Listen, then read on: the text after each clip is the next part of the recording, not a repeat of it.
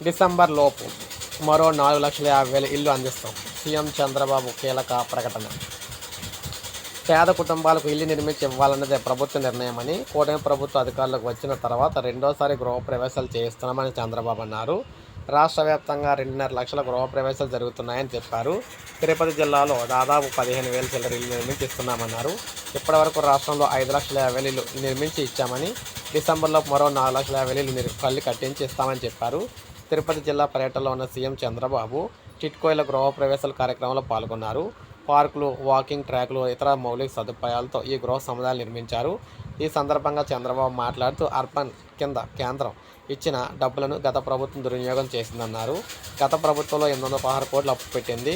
నివాసయోగ్యం కాని ప్రాంతాల్లో ఇల్లు కట్టేందుకు ప్రయత్నించింది. పేదలు ఇల్లు కట్టుకోలేని పరిస్థితి కల్పించింది. పోలవరాన్ని నాశనం చేసింది. గోదావరి పుష్కరాల కంటే ముందే పోలవరం ప్రాజెక్టు పూర్తి చేస్తాం. ఏపీకి సుదీర్ఘమైన తీర ప్రాంతం ఉంది. మత్స్యకారులకు ఉపయోగపడాలి. వేట నిషేధం సమయంలో ఇచ్చే ఆర్థిక భరోసాను 20,000 అయితే పెంచాం అని ఇలా ఒకటి చెప్పుకుంటూ వచ్చారు.